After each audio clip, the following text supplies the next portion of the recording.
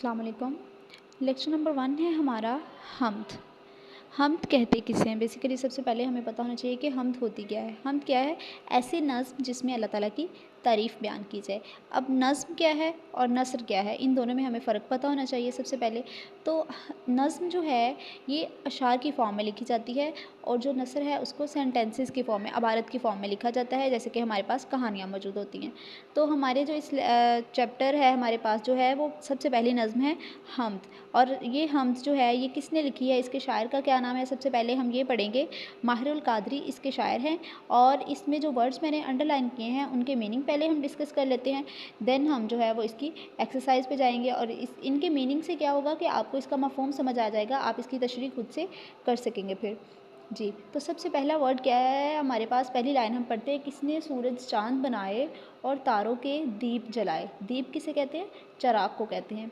कैसे कैसे बाग सजाए, रंग बिरंगे फूल खिलाए, कोयल कूकी भंवरा गूंजा, बुलबुल ने भी गीत सुनाए। अब यहाँ पर क्या किया जा रहा है, ये जो है वो अल्लाह ताला की जो भी मखलूक़ात हैं उनकी बयान किया जा रहा है कि अल्लाह ताला ने जो भी मखलूक जो है तख्लीक की है वो किस किस तरह से अपने जो है वो अल्लाह ताला की कुदरत हमें दिखाती है। कलियों के दामन भरने को ओस के मोती भी बरसाए। दामन झोली को कहते हैं। खेतों को हरियाली दे दी, हरियाली सब्ज़ा, पर्वत पर बादल लहराए, पर्वत पहाड़, दरिया दरिया मौजें उठी, जंगल जंगल पेड़ उगाए। पेड़ दरख्त को कहते हैं। अंगूरों की बेल चढ़ाई, सब्ज़े के कालीन बिछाए। अब यहाँ पर हर लाइन में अल्लाह ताला की कुदरत नज़र आ रही है, अल्लाह ताला की कुदरत की तारीफ़ बयान की जा रही है कि अल्लाह ताला ने हर चीज़ को बनाया है, सजाया है, इस दुनिया में पैदा किया है। तितली को रंगीन बनाकर उड़ने के अंदाज़ सिखाए। अब देखिए कि ये अल्लाह ताला की किस कदर खूबसूरत तख्लीक है तितली कायनात में कि अल्लाह ताला ने उसको इतना प्यारा कलर्ड बनाया है और फिर उसको उड़ने के तरीके भी बताए हैं। इंसान को दानाई देकर अक्लमंदी दी, जिसका कि ज़िक्र अल्लाह ताला ने कुरान मजीद में भी बताया है कि इंसान को अशरफुल मखलूक़ात बनाया गया है। अशरफुल मखलूक़ात किस बेस पे बनाया गया है कि अल्लाह ताला ने उसको अक्लमंदी दी, उसको अक्ल दी है, उसको समझ दी है। वैसे भी अल्लाह ताला की बहुत सारी मखलूक़ात है जिन्हें अल्लाह ताला ने पैदा किया है, लेकिन उनमें सबसे ज़्यादा अशरफ मखलूक कौन सी है? इंसान अशरफुल मखलूक़ात है। उसकी वजह क्या है? उसकी वजह यह है कि इंसान को अल्लाह ताला ने अक्ल दी है, दिमाग दिया है, सोच दी है, उसे गौर व फ़िक्र करने वाला बनाया है।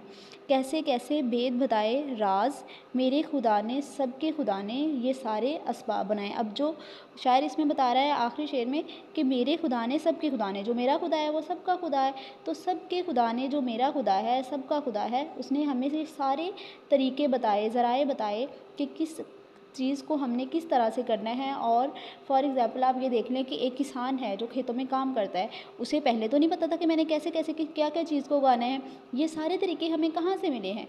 ठीक है, अपने बड़ों से मिले हैं। हमारे बड़ों ने कहाँ से सीखे हैं? बड़ों से। इस तरह ये सारे जितने भी तरीके हैं अल्लाह ताला ने अपनी जो है वो किताब कुरान मजीद उसके ज़रिए अपने अम्बिया कराम अलैहिस्सलाम के ज़रिए तमाम चीज़ें जो है वो इंसानों तक पहुँचाई। अल्लाह ताला ने इंसान की हिदायत का ज़रिया किन को बनाया? अम्बिया कराम अलैहिस्सलाम को, औलिया कराम अलैहिस्सलाम जो हैं, सहाबा कराम अब जो हैं वो हमारे पास हैं। तो इस तरह अल्लाह ताला ने हर किसी दौर में इंसानों की हिदायत के लिए किसी ना किसी को भेजा। तो हमारे पास हमारी हिदायत के लिए बहुत सारे सोर्सेज़ मौजूद हैं और उसमें जो है वो मेन पार्ट क्या है कि अल्लाह ताला ने हमें अक्ल दी है। जब इंसान को अक्ल दी है कि जिस इंसान के पास आपने देखा ना कोई ऐसे लोग भी होते हैं कि जिनका माइंड सही तरीके से काम नहीं करता, ठीक है, तो उनको क्यों कहा जाता है कि ये मेंटली जो है वो डिस्टर्ब्ड है ये लोग, या जो है ये सही तरीके से काम नहीं कर रहे। तो उन वो जो हैं लोग वो अच्छे तरीके से वो काम नहीं कर पाते जो कि एक अच्छा बिल्कुल सही दिमाग रखने वाला, सही सोच रखने वाला बंदा कर सकता है।